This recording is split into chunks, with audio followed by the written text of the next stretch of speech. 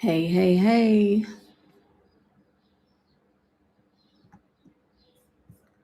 Who's with me today? You know, Gen Xers love to rap. I think that's like a thing. Yeah. Because I think, like, in 80s music, we had all kinds of rap in, like, the rock songs as well as in actual rap. So, like, we rhymed all the time. We rhymed all the time. All right, I'll just be corny until somebody jumps on.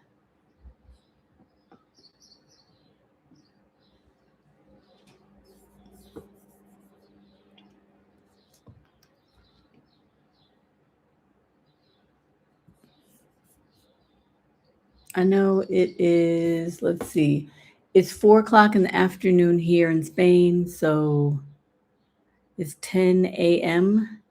Eastern Standard Time right now.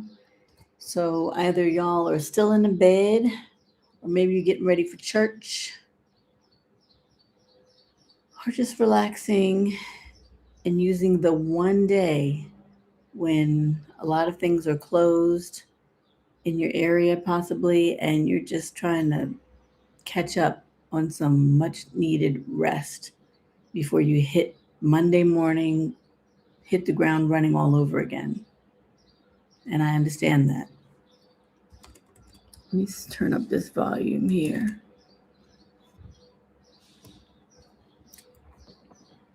I know I did not announce that I was coming here online. I didn't announce it. I forget because, I'm so busy here, like, in the time difference. And like today, I was working and I went out for a little bit and I said, you know what, let me just go live. And so the spirit hits me and then I just jump on and here I am. So I forget to announce it like in the community post or something. So I apologize for my impulsiveness when I do these lives, but you can always watch the replay, right? Well, today I wanted to talk about a topic that I got out. That's my topic. I got out. I got out, and so can you. That's the thing. That's what I want to talk about today. And I want you to picture this. You're at home, it's Sunday night, you're recuperating from working all week, and hopefully you had a good night's sleep last night, Saturday night. But you're probably, even though it's Sunday and you have the one day to relax and rest, and you are thinking about Monday morning already. And first of all, that's no way to live, you know, to be thinking about work constantly and on the one day that you have to relax, right? But I want you to picture yourself, you're sitting there where you are, you're thinking about work the next day, and next day comes, it's Monday morning now, and you're on automatic. You don't even have time to think about what you need. You might be rushing, you're not eating a good breakfast, you're running either to Starbucks or you're making coffee at home, but you're like just thinking about what time you have to get there and the fact that you have to be there at a certain time, and somebody is expecting you. So you're relying on somebody else's permission. That's what that is. So you're thinking about that, and you finally get to work. If you have to go through all kinds of traffic and stuff, and you finally get there, and then you're sitting at your desk.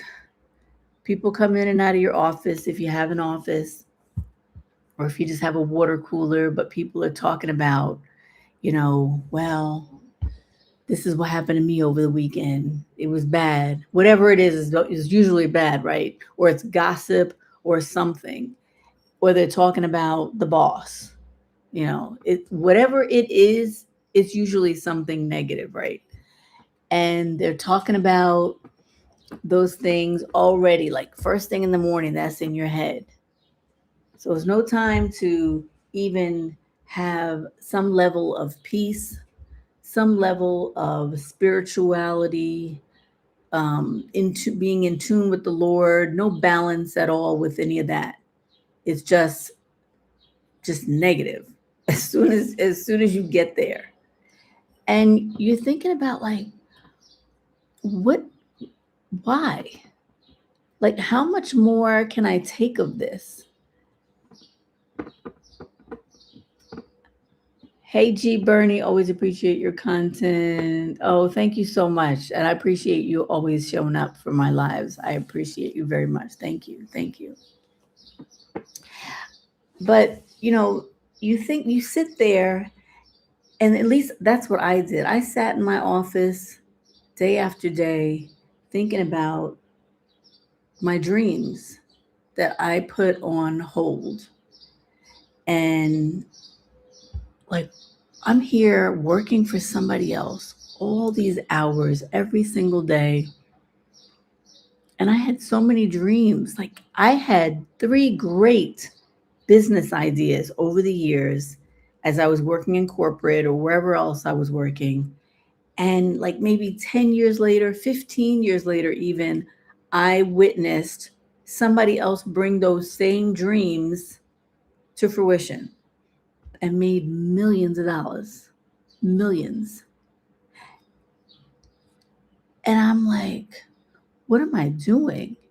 You know, this is like, how much more can I take of this? I mean, are any of you, there's two people on the live right now I see, and are you guys working in corporate? Do you ever experience that kind of feeling of burnout or feeling of just there's more and that you can't get out?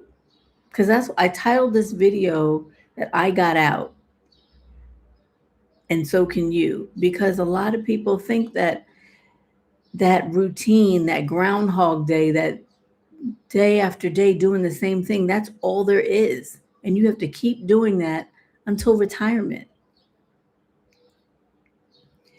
And that's just not the way it has to be. Because if you have anything that you're thinking about doing or that you want to pursue, you can do that. But it's going to take a lot of, what's the word we used to say, gumption. You have to push through and not think about what other people want to say to you. And all the naysayers will come for you when you want to do something that is in your head or you've been dreaming about. But I just want to talk about that because it's it's real. And I talk to so many women who are wanting to do so much more, whether it's just changing careers, whether it's moving abroad, something, and they feel like they can't do it yet because they don't have enough money. Usually it's financial. They don't have enough money, or they just feel like people are relying on them so much, or even their kids are relying on them so much. So they just get to work, they sit in their cars and have to come up with all of this um, energy to just get out of the car and go into the building where they work. Or they sit in their office and close the door when they get there and have to whoosah, until they can get that energy to face everybody and to have those toxic conversations with other people. Because it is really a face that you have to put on day in and day out. And let me tell you, that face that you put on, it gets embodied within you, not just your physical body, but in your mind as well. You start to embody that, you start shrinking, you lose your voice, you don't feel empowered anymore. And then on the outside, your face starts to get puffy because that's inflammation. Like your body is reacting in all kinds of ways because of what you're putting up with. And it shows. And you think it doesn't because you're so used to feeling that way and feeling like all these aches and pains that you're experiencing are normal, but they're not normal. That's all the stress that's building up inside of you, all that toxicity, and you've convinced yourself it's old age, or yeah, it might be, it's just part and parcel of what we got to go through because of the 9 to 5 culture. That's part of the hustle and grind that we have to deal with. But why do we have to deal with it? Why have we convinced ourselves that we have to deal with those kinds of feelings day after day? Why are we feeling like we can't pursue our own dreams? Like they're unimportant all of a sudden. I don't work in corporate, but always clock in with my guard up. See, yeah, yeah, we always have that guard up. And who wants to go to work day after day with your guard up? Me, I want to go. I work every day, but I work for myself now. But I, when I wake up in the morning, I wake up until when my eyes pop open. No alarm, no nothing like that. I just decide that okay, it's time to wake up now because there's things I want to do, things I know I need to get done for the people that I serve, but not for people who are going to talk down to me or people who are going to put me in a box or limit me in some way. I mean, you might have some of y'all have supervisors that are half your age talking down to you and telling you that you're not good enough, or they keep saying, oh, you just missed the cutoff for this bonus, or for this, amount of money, always shrinking you. And that's just, it's no way to live. I know when I finally decided to leave the job, I should have decided a long time ago, but I could barely get out of bed in the mornings because of the pain that I was experiencing in my back, which was a ton of stress, all accumulated from work and from the relationship I was in. And yes, when I decided to quit the job, I quit. And some of that toxicity, I didn't have to deal with that anymore. And that was great. But then I was in the relationship, but what changed things for me is when my partner at the time said to me, you know, you're never going to leave. And I was like, wait, what? I'm never going to leave. Is that who you think I am? Like, no matter what happens, no matter what you do, what you say, I'm never going to leave. And it made me realize that work was thinking the same thing. They think that people will never leave because jobs are scarce. And the people who did quit, they came back because they believe like, I better, I need to hold on to this job, or, there's no other jobs out there. And they figured, they were gone for like a week, or a couple of them left for 2 weeks and then came back. We have such a mindset of scarcity, and that scarcity will keep us locked in our place, keep us stuck from doing anything, pursuing any of our dreams. And I'm not going to say it was easy to it was not easy to start thinking differently, but I did have to change my mindset.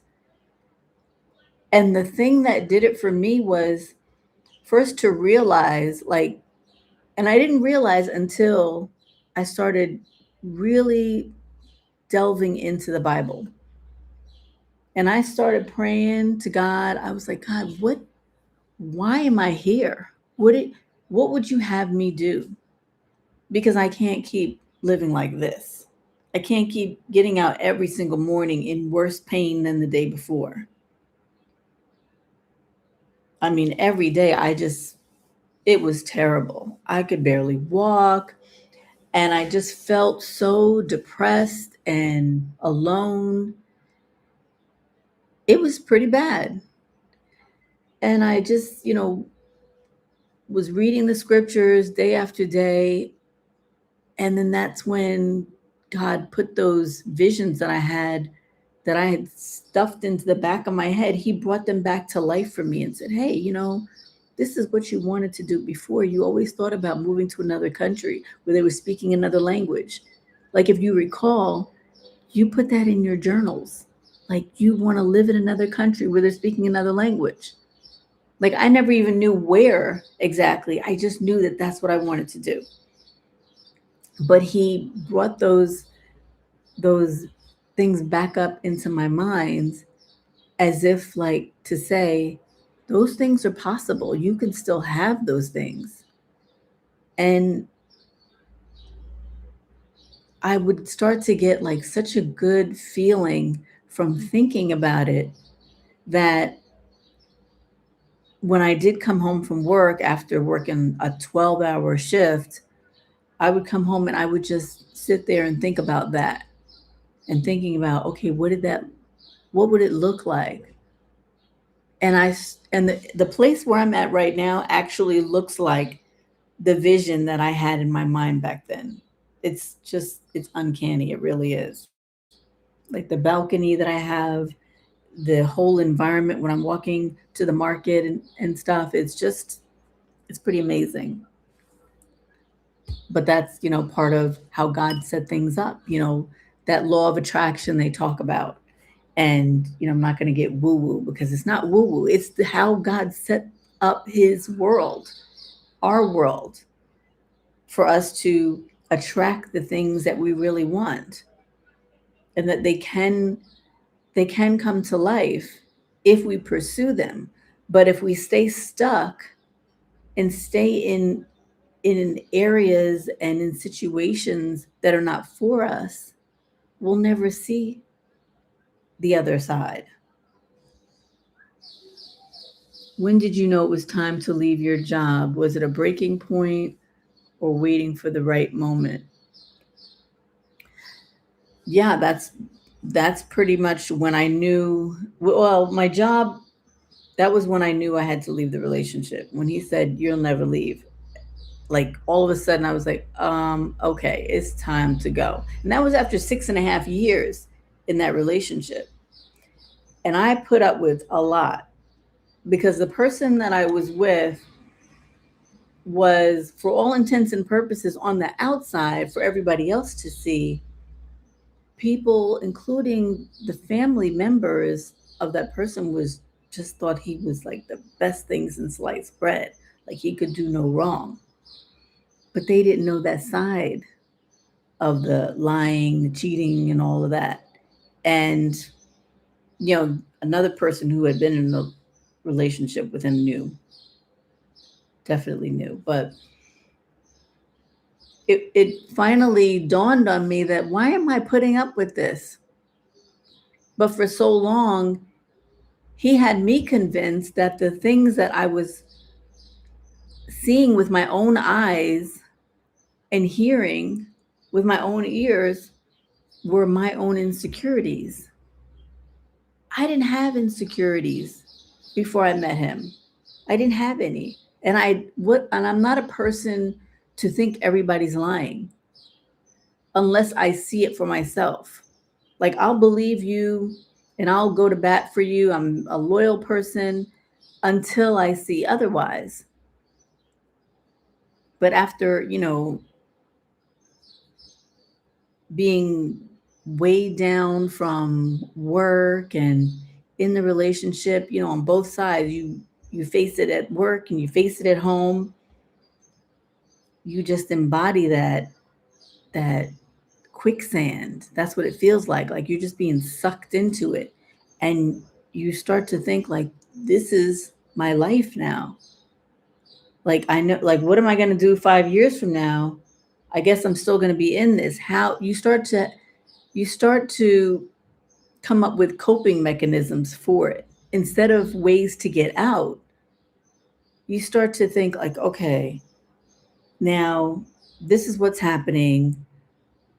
So if when he comes home, this is what I'm going to say, or this is what I'm going to deal with. It's all a coping mechanism. It's nothing about trying to do better for yourself or getting out of the situation, nothing like that.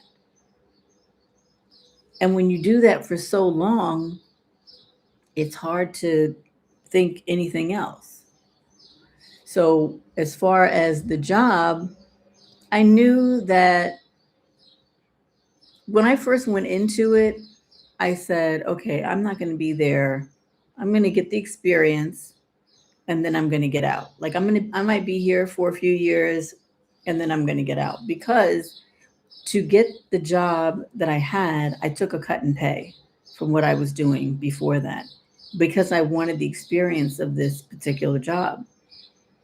So as a director of this program, I, had to, I was running the department. I put up with a lot and it just became too much, especially when they started to tell me, well, we're not giving any raises.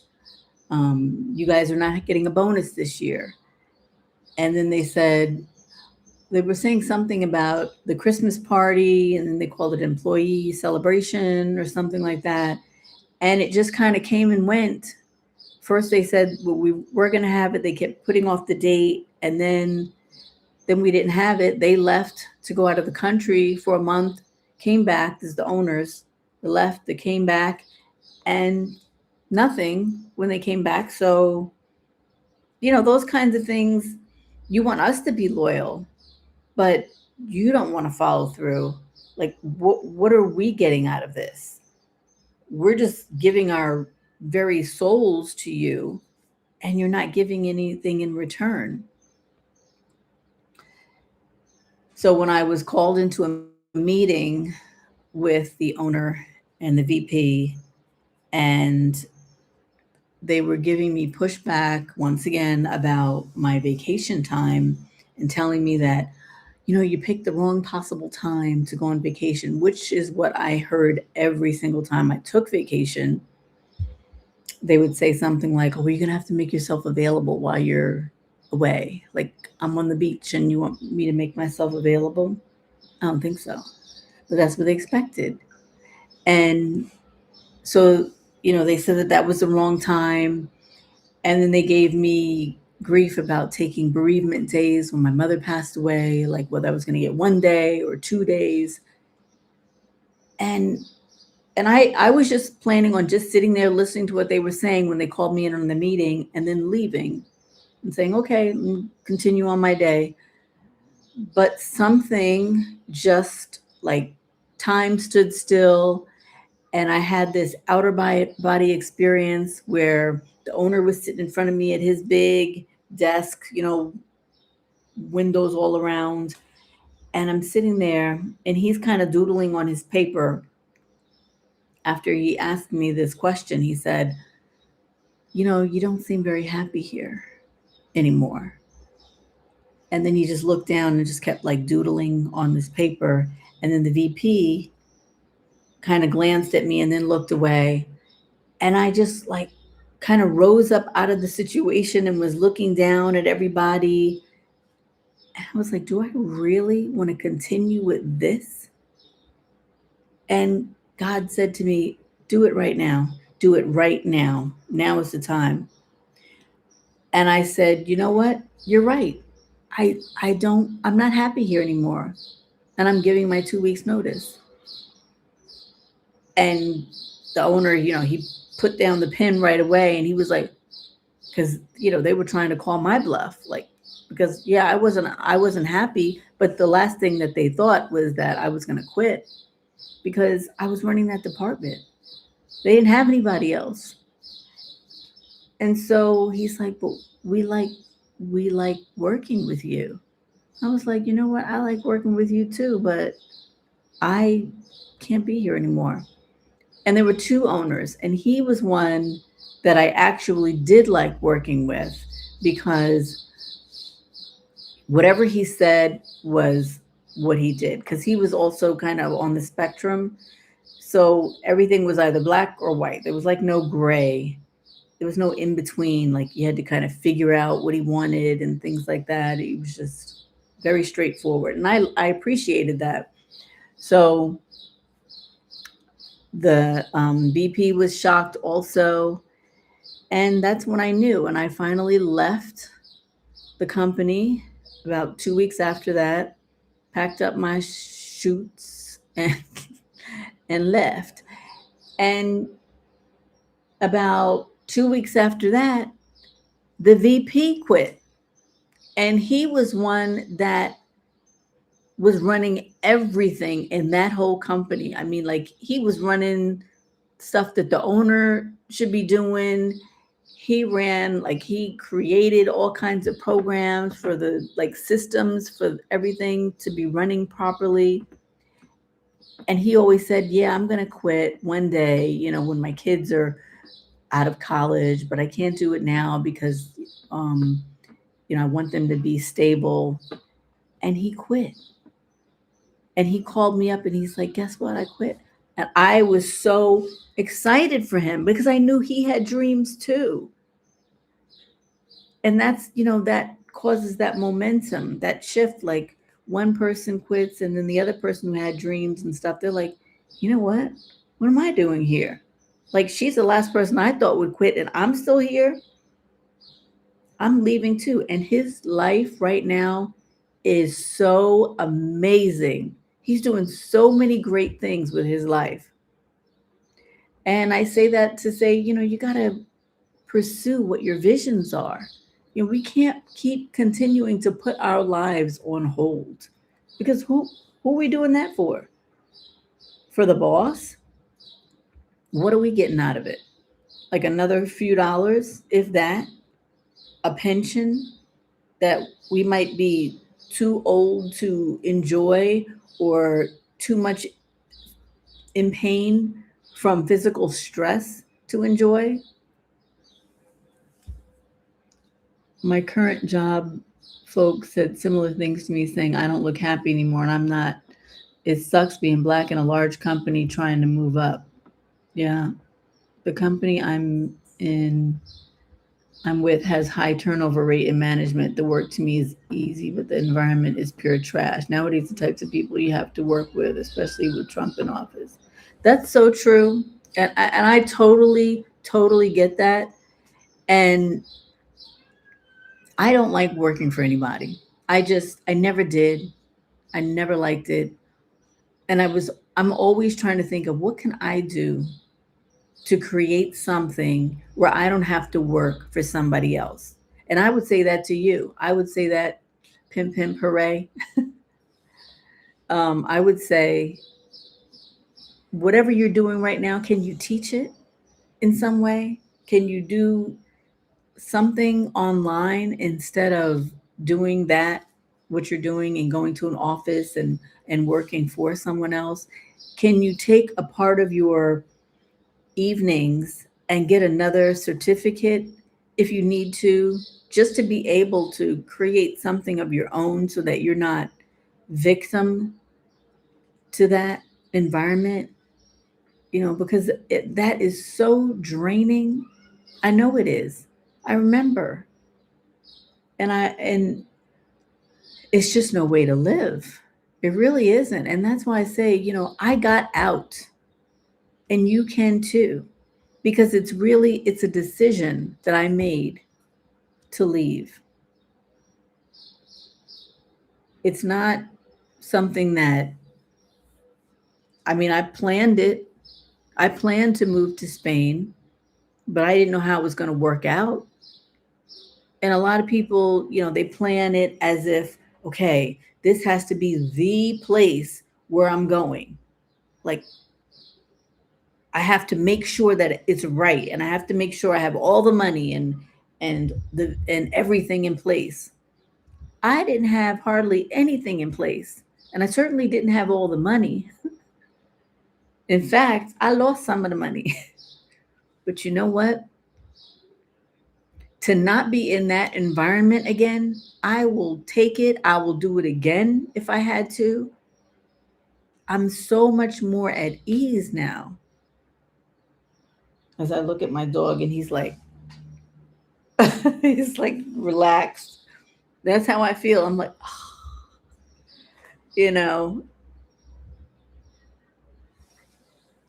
that's what I've been brainstorming, how to monetize my skills. Been looking into notary certificates, any kind of certificate. The only reason I'm with current job is the benefits for my family. Yeah, I understand that, when you have a family, that's something that you have to think about. Um, a lot of the remote work, you can go to places like Coursera, Coursera, and they will take those certificates, which are very reputable, in order to do remote work. You got to start somewhere. But the other thing is, people don't want to move because of like insurance and everything. But the money that we pay in co-payments, and I mean, I can't tell you how many thousands of dollars I'm still paying on hospital bills, mind you, still. And the amount of money that we pay to doctors with the co-payments and stuff, and the monthly payments for insurance, is crazy compared to what it is overseas. It just doesn't cost that much. Like, for example, here in Spain, um, they have the convenio especial where you pay a certain set amount. It's like either 60 or $70 a month. And that covers everything. It covers specialists, it covers everything. And Thailand, who has the like some of the best world doctors, they're so highly trained. When I was there, I went to a few doctors and I paid hardly anything to see these specialists. And so because things are so cheap, it's like the price of a copayment in the US. And I'm not saying like, yes, things can happen, but I'm not going to live my life because things can happen or may happen. I'm just not going to do that. If it happens and I'll deal with it then. Like when I got here, my sink blew up. My sink literally blew up. The whole thing in the faucet, everything just came apart. Water was gushing out and I couldn't turn it off. And I completely panicked. I didn't know what to do. I didn't know anybody, couldn't call anybody. And I didn't even have my phone system set up. It was crazy. And all of that happened within like a 10-second period, water gushing up. And I'm thinking about all these different things. And then I'm like, wait a second. And I even thought about my ex, like, oh my gosh, maybe I should call him and ask him what I should do. Like, why? Why am I going to go through all of that?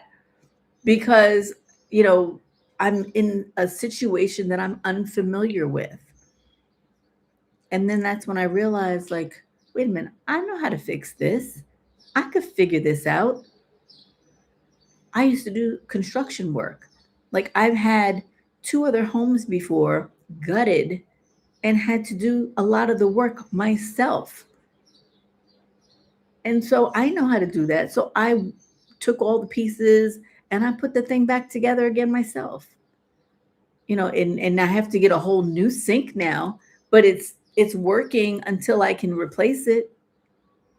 So like things will come and you have to expect that they will come.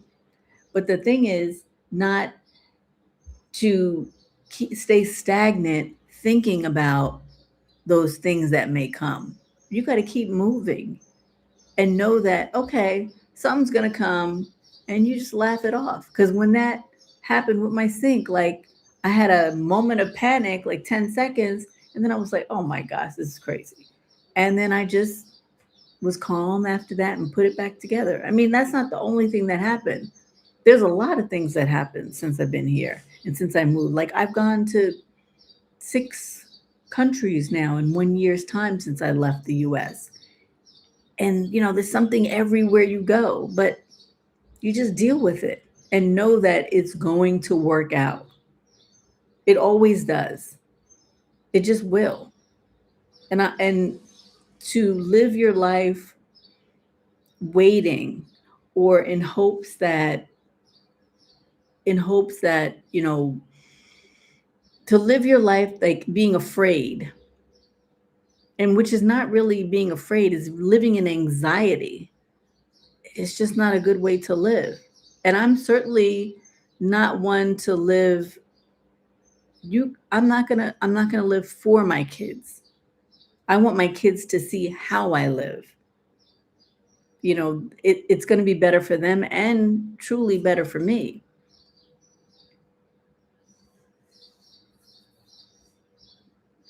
I've only just become exhausted with my job. I'm working on a plan to slowly wean myself down to maybe part-time, a flex for the benefits. US healthcare is trash. My wife had health issues before. One bill was over 200K without insurance.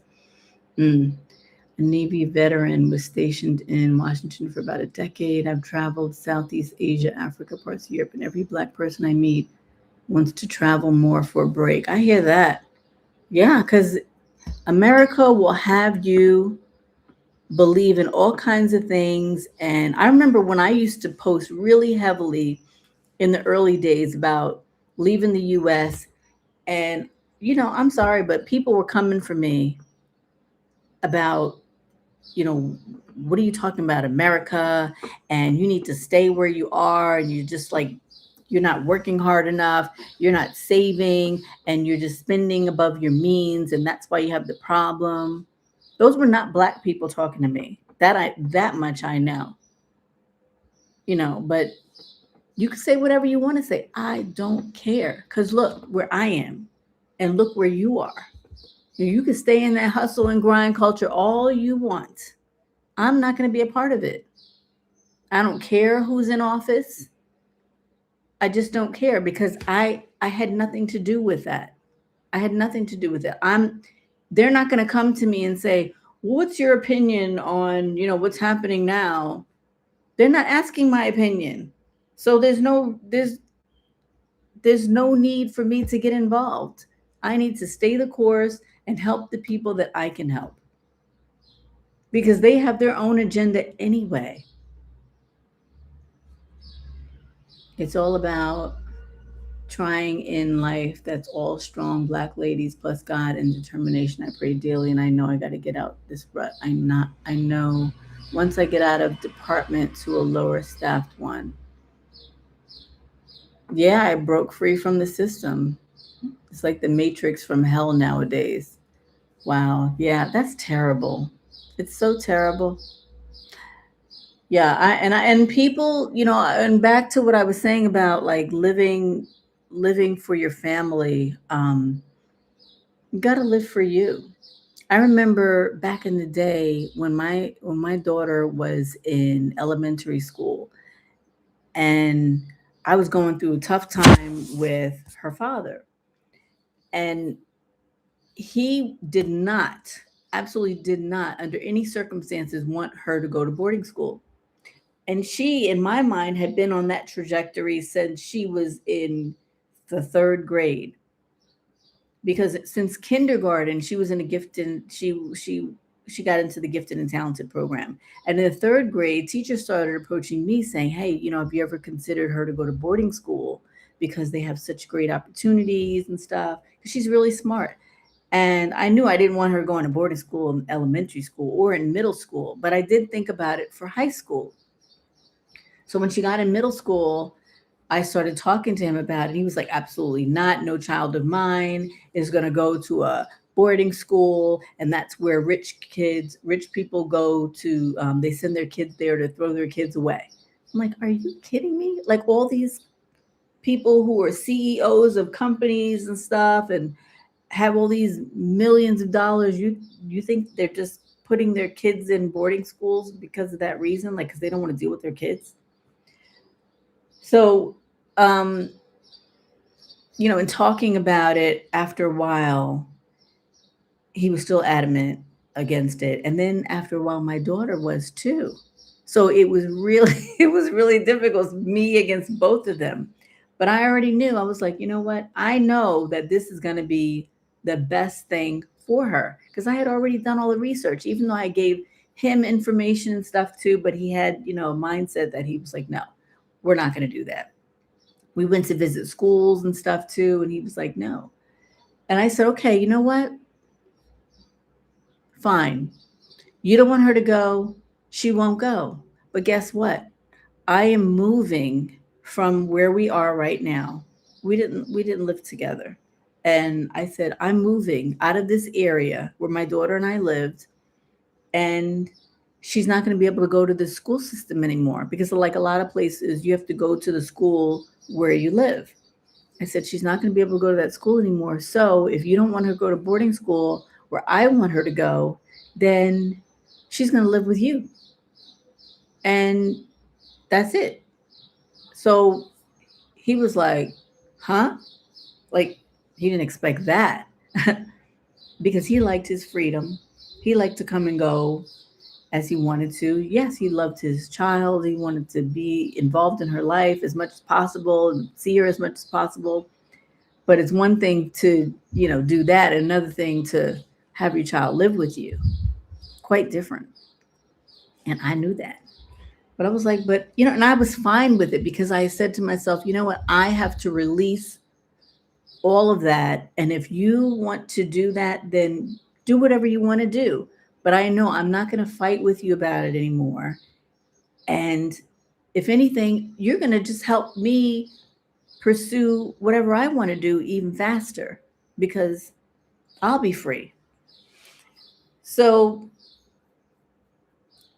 um, he decided that, okay, let's just see, because I don't think that's going to work out if she comes to live with me. And so we went through and going through boarding school. I think I made a video on that before a while back. Going through that whole process is really grueling. Like she's got to take tests after test, and there's essays and stuff that you have to write for every school that you apply to and everything. So needless to say, she got a full ride. She got a full scholarship to this particular school, and she chose that school too. Like I think 2 years before that, she chose them. And when we went to this big, huge fair, I didn't even see the school there at the fair at the table because there were like 100 schools there, but I didn't see that one. But she chose it. She was like, "Well, if I have to go to boarding school, I choose this one." And so the next year, that's when we started applying, and they reached out to us and said, hey, are you still interested, because we'd love for her to come visit. And she went to visit and she shadowed some of the students for the day and stuff. And of course, my daughter, she's like, it's okay, and then when she got around her father, she was like, oh, I hated it. So I'm like, what are you talking about? Like, you had a good time, because I was with her that day. I think they were celebrating. This is an international boarding school, so kids were coming from all over the world. But we had a great time. She had a great time. They were celebrating Martin Luther King Jr. And yeah, it was spectacular. The events that they were holding on that day. So she got the full ride, and she was there from ninth to 12th grade and loved every minute of it. She traveled to so many different countries with the school and without it. Um, so she's away. She's out of the country right now. She came here. She's only been here for 2 weeks, and then now she's off to France for a couple of weeks, and then she'll be back here again. She left at 5:30 this morning, and she'll be back again for the rest of the well, not for the rest of the summer, till the end of July. but she got into her top choice of college, as a result of going to a school like that, that really set her up for success. And she's so thankful. But had it not been for me to really push back and say, you know what, I am not going to, you do what you want, like, I have to release control. And our jobs try to control us. Everybody tries to control us.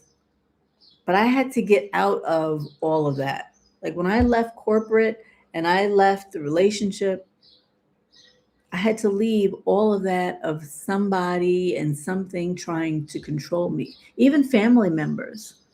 Like I didn't want to be around anybody that knew me, who thought they knew me. Because people always say, "Oh, you know how you are." And in those moments you're like, I used to be that way or think that way, but I don't think that way anymore. But they think you do. And people always trying to put you in a box. And I didn't want to be around that anymore. And I knew I had to get up out of all of it. And it's like a plane, taking off. You have to get that engine going, and that takeoff, it takes a big struggle to get that big huge plane that's so heavy, to get up into the sky. But once you're up there, you're coasting.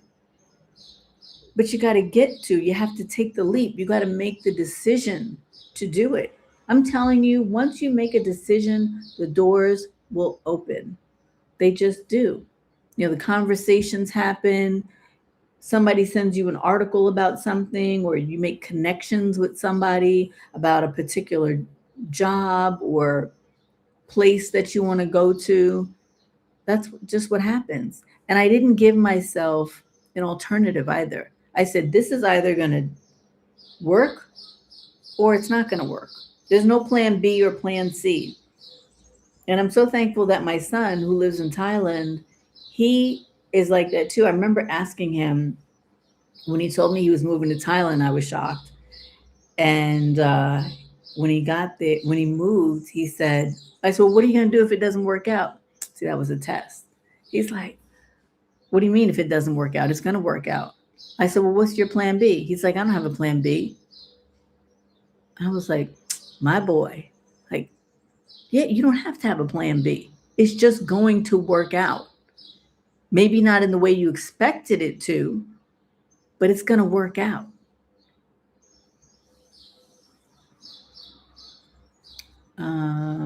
Things like boarding schools and real boarding schools are needed nowadays for the education opportunities, because these youngins can't read, can't comprehend what they read. Yeah, that's very true, because the students in the program, when I was the program director at that school, I'm like, what kind of grades did you get in school that you can't do this basic stuff? Like, this is ridiculous. And the amount of like cheating that I would see, that was crazy too. I mean, we used to tell them that we had cameras everywhere, which we did. But I think, students will always think like, oh, the cameras don't work. The cameras work. And I remember one girl who was getting bad grades. I know this is off on a tangent, but she was getting really bad grades and all of a sudden came up with a 100. And I was like, what? And not only she came up with 100, one of the other kids came up with 100. And then somebody else came up with like a 99. And I was like, okay, something's not right. I called them into my office, talked to them, and they're like, oh, yeah, we just, this is what we got. And they weren't admitting anything or nothing. And one of the girls, it was a boy and two girls. And one of the girls she was a really nice person. Talking, when you talk to her, she would communicate very well, articulate, but she didn't admit to anything. Well, I checked the cameras for the day of the test. And I mean, these kids were bold. bold, like writing down, went into the teacher's laptop when he went out of the room. I don't know how, copied the answers down, I guess, put them on a paper, and then taped it to the back of her chair that was opposite her so she could see it. And then the other boy came and put his coat over the chair. I mean, it was just a whole big fiasco. And it's so funny because this is how I let them know that I was on to them. I took the the piece of paper that she wrote down all the and it's all on camera. I took the piece of paper that had all the answers. I opened up her locker and I taped it to the front of the inside of the locker and closed it. So when she went into her locker, and I watched her, I remember when she came into school the next day, and she went over to her locker and opened it, and she closed it, and I'm standing there behind the locker looking at her. And I'm like, "What's that?" And she's like, "Huh? I don't know." I was like, "Come into my office." So it was the most hysterical thing, And in her culture, they would frown on stuff like that. But there's all kinds of things like that going on nowadays. Like, you can't take the time to study to get the grade. Why would you cheat? It's not that hard if you're consistent with it. I don't know. Um, it's good she had good black parents who had the means to give your daughter that education and did it. Some folks have it, but don't do for their kids. It's why so many are messed up. Yeah. Black kids, I stress it to all Black folks, expose yourself to foreign cultures. It's the rigid American mindset that I try to tell us to start breaking away, starting with reading, trying different foods. Absolutely. Absolutely. We gotta leave the US and get out there. Yeah, because I remember even when back in the day, like I would come across so many people and they had never even traveled anywhere outside their state. Like, how is that possible? I remember years ago I went to Tobago, which is part of Trinidad and Tobago. And I went to Tobago, and then I went over to Trinidad, and I asked them, like, a lot of the people there, "Oh, have you been to Tobago? Like, when's the last time you've been there?" And they're like, "Oh, I've never been to Tobago." What?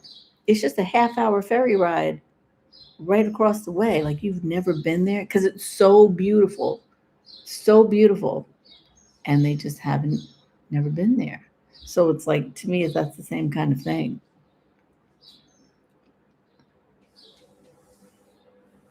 I want to I want to leap, just trying to find a spot to leap and take my family with me. Love Thai food, yeah. And we spend a lot of time researching. A lot of time researching places and which one is the best one. Like I said, it doesn't have to be the best one. It doesn't have to be the perfect place. You just want a jump off point to get the heck out of where you are now. Like, just get away from it all. So you have time to think in a clear head. So you can think from a place of peace and balance. You can go to Thailand. There's so many places. Panama,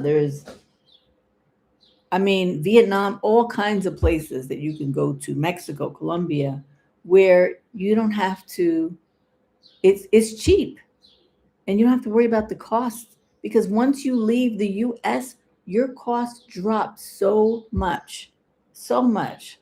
It's just a different way of life. Like here, I just went to the grocery store the other day, filled up the freezer and the refrigerator, and it's big, and it was €60. I would have easily paid $350 in the US for all the amount of food that I got. It's just different. I think the highest price thing that I pay for here is the electricity, which is not nearly as high as it is in the States, but that is the highest bill that I have here. So when I say like don't do so much research, like just go, just leap. If you have an inkling to go, then just go. And I mean that with all sincerity. I mean just go. I don't mean like I mean I started, I'm trying to think of how many months. Maybe I had 6 months prep work, and every single like money that I got in, I paid down a bill. I just paid it off or made a dent in it some kind of way. And I put everything. I had two huge storage units, huge, as Trump would say, huge. And before I left, I was selling everything like crazy. Every day I was meeting up with a different person online to sell my stuff because shipping it would have cost so much more than it was actually worth. And a lot of things like furniture and stuff, it's not going to fit anyway. And this place that I got, it's 4 bedrooms, but I don't, the furniture that I had, I don't need it here. I don't want it here. And I'd rather get new stuff than pay for that shipping cost for stuff that's not even, that's old and not worth it anyway. And I mean, I just sold off all kinds of stuff. I on Craigslist, Facebook Marketplace. There were some other apps that I used to sell things, and I just sold it all.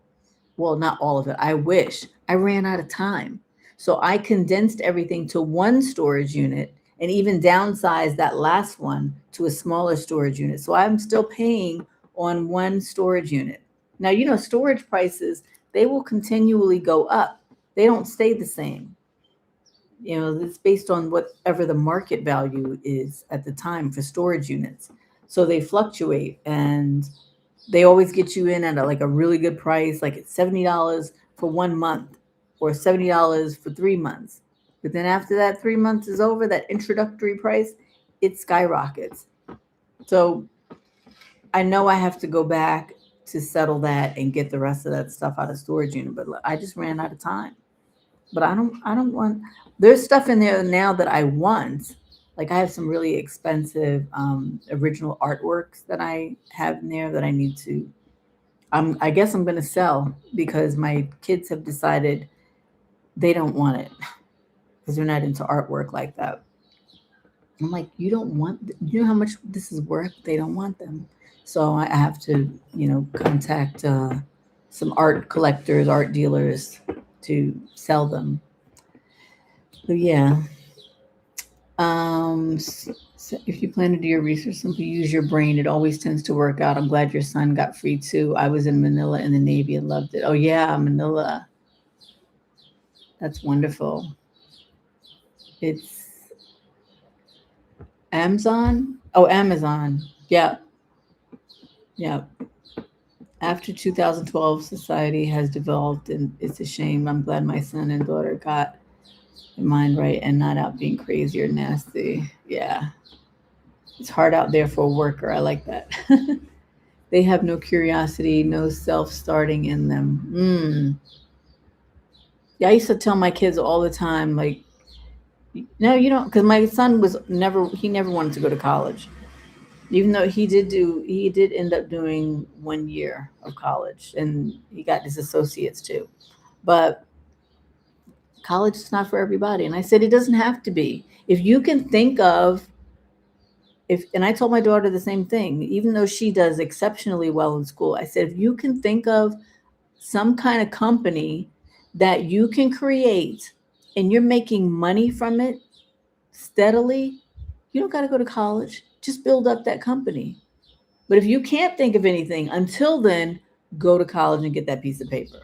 Because no matter what happens, at least if you're in the US, you got that piece of paper to fall back on. Because not a lot, but quite a number of young folks, teenagers, are making a lot of money, much more money than even I was making in my corporate job. They're making as teenagers because they're being so creative and they're using AI, you know. So there's a way to do it. Like if we teach our kids from young, they can start making money while we're trying to figure out where to move and everything. They could be starting to make money on their own. So we don't have to worry about like, okay, I gotta wait until they get to a situation or they're in a position where it's okay for me to take them out of this school and go to another country or move them over here. Our kids are going to be fine. They're resilient. We raise them well, and that's all we can do because they can change no matter what we instill into them. Hopefully, we've instilled the best that we can, and no matter what happens, they can always revert and do whatever they want to do anyway. And then what was the sense of us waiting? Just do for you what you want to live out your dreams before you 85 years old and you can't move anymore and you're like, oh, I had this dream that I wanted to do this or I wanted to do that, but you never fulfilled it. That book you wanted to write, you never even started it. It was all stuck in your head. You might have done like 2 chapters of it. What is my computer saying? Something's not syncing. I don't care. um, they have no curiosity, no so. Okay, yeah. I've looked at Amazons in other countries and the length of time. Canada, Ireland, Japan, Germany, etc. Mm, is your apartment in Spain less than 1,600 American, not including utilities? I bought this place. I bought it outright. I bought it because there's so many places that you can purchase things. Because I'm not in an area where um, I'm not in Barcelona. I'm like 4 hours from Barcelona. I'm not in Barcelona in a city like that. Like I'm not living like in a New York in a big city. It's a beautiful um it reminds me of living in if you've ever been to New York or live in New York, it reminds me of Columbus Avenue and 70 79th Street over there. That's what this is like. And like in the middle of the street, how they have all the restaurants with the chairs and the tables you can sit down and eat and stuff. And but everybody's so sociable, like so friendly, and they go out of their way to help you. It's like that. And there's so many places like that. If you go away from the city areas, you can find stuff so cheap. And that's here. Imagine in Thailand, I looked into places there. Oh my gosh, it's so cheap. So cheap. Like I would buy something there. I just didn't have the time to really, look. But there's a lot of places. There's so many places. Depends on where you want to go, but there's places like you can go and buy something, rent it out. You know, it doesn't have to be a forever home. I just wouldn't think of it like that when I'm moving abroad.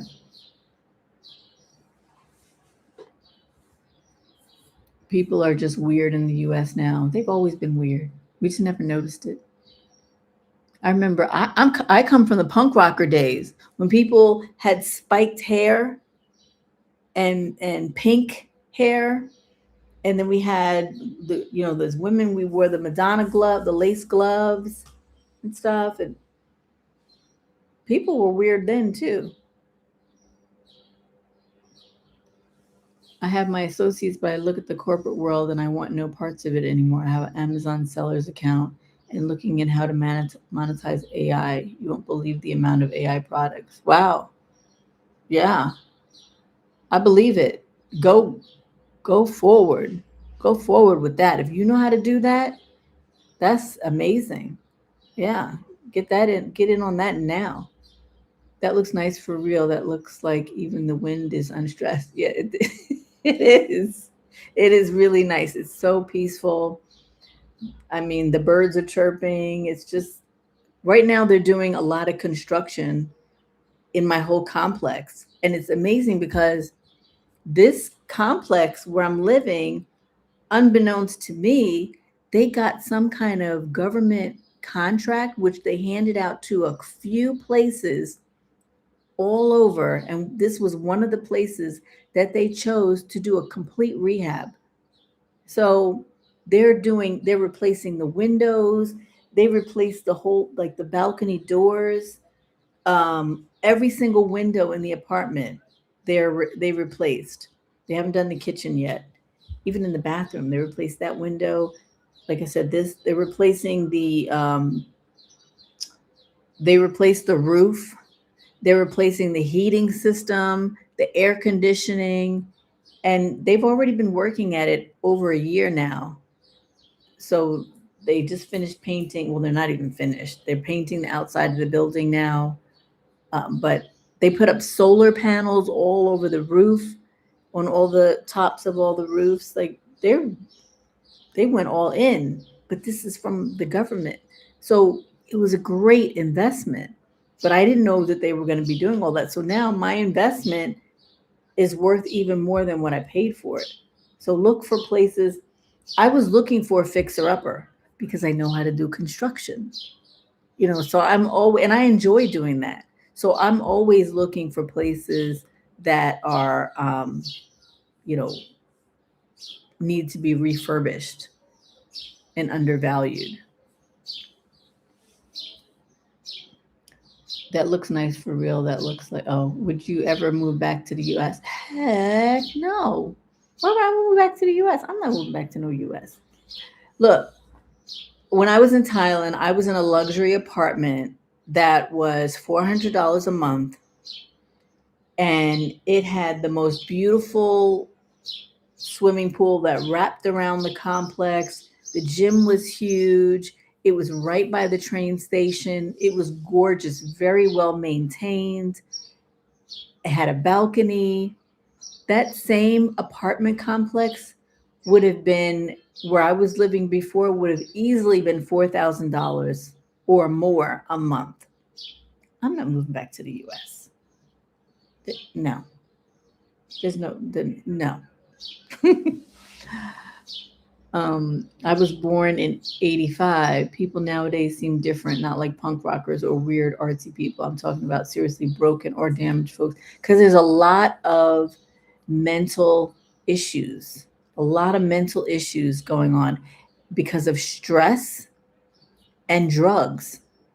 You know, anti anxiety meds and those prescription drugs like Ritalin, they are the highest prescribed drugs, and people are taking them like candy. Like, oh, I need to focus more. Let me take some Ritalin. The doctors are prescribing it because they're getting a kickback. There's so many. Like, I knew firsthand some doctors who were writing people false notes and stuff, and helping them get disability and things like that. It's like, oh, that's what you were doing. Like, it's all a racket. It really is. Like, I saw it firsthand, and that's something else I'm putting together because I worked in dental health for over 25 years. And when I tell you the racket in the dental profession, it's ridiculous. The the stuff that they bill insurance, and the things that they do on patients that they don't need to do. It's awful. It really is awful. That's all I can say. But I'm writing a book about it. So wait for the book. But it's going to be helpful because it's going to help you to see, like, oh, wait a minute. It's going to have like questions you can ask your dentist when you go in there, and know, like, okay, wait. Is this necessary? Because this says here that this should be done only if this is this case. And if this is not, I shouldn't get it done. Is this the case? Because I remember a friend of mine came to me and said, and showed me the invoice for a whole list of treatment that cost like $15,000. I think it was more than that. It was like $15,000 of treatment they said he needed. And it was all this other extra stuff that they were charging him, plus stuff that he didn't have to have. I was like, you don't, and I just went through everything line by line. You don't need this. You don't need this. You can do this instead of this expensive thing. Like, and it just boggles my mind. And it's funny because at one point in time, I was going to go to dental school, to become a dentist. I'm so glad I didn't do that because I went, like, my major in school was biology to become a dentist. And I just decided, you know what? I don't think this is for me. Like, I love biology. I didn't like the chemistry. I hated that class. I hated those classes. But I was still gonna, forge through. But I just decided, you know what? I don't like this. So then I got out. I changed my major, and I started, like later I became a broadcast news journalist. So yeah. So I totally did not go the dental route.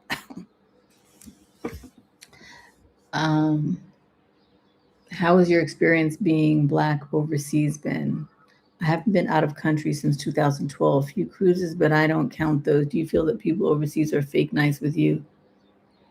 No, not at all. Not because of being Black. Absolutely not. If they do that, it's because of their culture. For example, I love Thailand. I really had a great time there. There's so much to do there, and just it's simple. But at the same time, the culture is very, yes, it's the land of smiles, but the land of smiles that comes from the people, the workers there. Those are the people that are smiling and bowing to you and want to help you. Those are the people that are doing it. The people that live there, who are like have any kind of affluence, they're not doing that. They're not even looking at you. They're not trying to engage with you, not trying to be social at all. They are involved in their phones or their computers or whatever there is they're doing, or the person that they're talking to, that they're, that they showed up with. They're not talking to you at all. But that's that culture. You go into the train there, everybody's like this on their phones. Like nobody's talking to each other, rarely. And they're just like, that's just the culture. Nobody's looking at you because you're Black or you look different. They don't. They're not doing that because there are some Black people there. I mean, compared to the overall culture, there's a few. Yeah, a lot of Black people are moving to Thailand, but you still like they're in different pockets, but you don't see them overall. You don't see like, oh, all these Black people. You don't see that. But yeah, they're not. They're very nice, and when you do talk to them and stuff, but they're kind of standoffish. They will like cut in front of you if you don't seem like which way what you're doing or how to navigate something. They're not going to say, "Oh, do you need any help?" They're just going to cut in front of you and do what they need to do. So, yeah, they're not. It just depends on where you go. Like I went to Peru, and those people are so loving, so nice, and they don't necessarily smile, but they want to hug. Everybody wants to hug there. And I know there was a guy here who's doing work outside, and I had him do some plumbing work here. And I said, yeah, I asked him where he was from because he looked like the people there, and he said he was from Peru, and the rest of his family's there. And I said, yeah, I went to your country, and I loved it. And I told him my experience, and he said, yeah, that's part of the culture. We just hug. That's what we do. So wherever you go, it's going to be different. Um, but here in Spain, everybody wants to talk to you. Everybody wants to talk to you. Like if you tell them in Spanish, like I don't really understand what you're saying, they just talk to you anyway. Like if you're standing outside, they're like, "Oh, beautiful day, huh? How are you doing? What are you doing?" Like they just want to talk to you. They don't care what you look like. It doesn't even matter. And one thing here I noticed, even in Barcelona, they believe in their culture, like the Black culture. I went like there's a toy store, and during Christmas time, they have the Black dolls front and center, just as many Black dolls as they do white dolls. And they have here Black Pete. Black Pete is like their Santa Claus. It's a black face doll with red lips. Yeah, I gotta post that one day because I got lots of pictures from that. But it's a prevalent thing. Like this is Santa's helper. This or Santa, because they don't have Santa Claus. They have Black Pete. And the children, embrace the whole culture of it, and they love it. They have parades around it and stuff. And people who don't understand it, they come here and they get upset, and they're like, "Well, why do you have to have blackface?" Because some of it, like to depict it, they dress up in blackface. It's like that's their culture. I'm not going to go to somebody else's country and say, "Don't do that." Don't do that, because that's not what we did in America. It's like mind your business. Don't come there if you're trying to change everything around. You're trying to assimilate and be of service and see, how you can be helpful, or stay home. That's just my opinion. I'm from Charlotte, South Carolina. I'm from Charlotte. My old apartment had 2 bedrooms, 1.5 baths, only 978. It's not 2,700. I've met so many folks at work who are seriously different. Yeah, I'm sure. And Charlotte's gotten pricey too. If you're talking about Charlotte, South Carolina, everything you're saying, I do understand because I've been out of the country a lot of times. Pop was in Air Force, so he moved a lot. The greed nowadays is open and unrepentant. It's sad. Blood work for 60 plus. Yep, it is. It's 60. It's like 60 or $70 a month. What was your job in America? I wanted to get into something like owning vending machines, etc.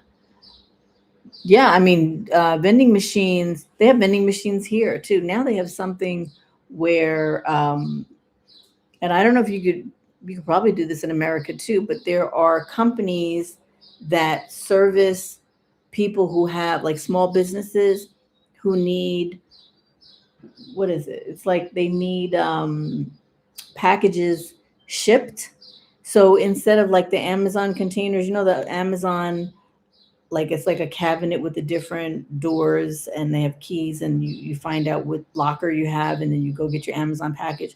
Well, this is for small businesses who want to ship things. So you put it in the locker, and then you say, okay, I shipped it in this locker, and then the carrier comes to pick it up out of that locker. Or if you have something delivered, they tell you what locker it's in and you pick it up. So it's for that kind of thing.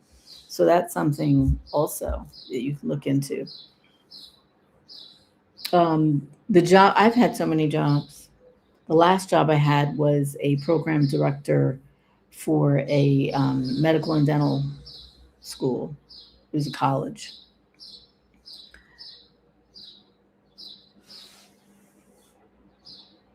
Got to go to work. We'll watch your next video. Have a good day. Thank you. Thank you for being here. I appreciate it. Thank you so much. Thank you. So, yeah, God did not create us to be boxed in, for us to feel like we have no options, and to feel like we couldn't bring forth the creativity that He put inside of us. God put that inside of us. You think He would put all of those ideas inside of us to just live with? I mean, that is the worst kind of feeling, to feel like, you know what, I have all these great ideas and I know I can make all this money from it, but I don't know how to do it, and I got to stay here for this person or for that family member, or because I need to be loyal to the job. Like, that's not why God put us here. We need to bring forth all those ideas, because there's so many people out there who are waiting for those ideas. But we have to we go through all the things that we individually go through, so that we can have that idea and polish it to bring it forth for other people, to be of service. And that's what's pleasing to God. So, like I said from the beginning, I got out And you can too. And I really mean that. You can too, if that is your desire. Don't stay where you are if that's not what you want to do. I know life happens. We all have situations. I had them too. I had medical issues. I had a thyroid issue. I had autoimmune disease, like all kinds of stuff.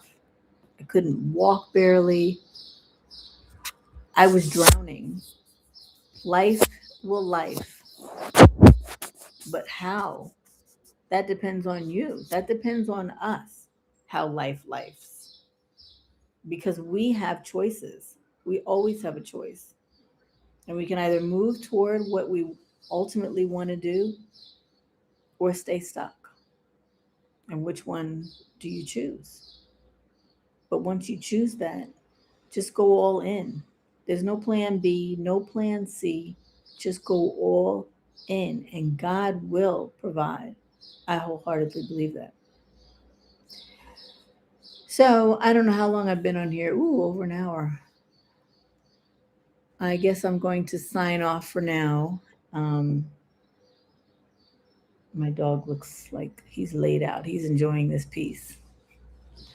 So if you're not subscribed, please subscribe to the channel.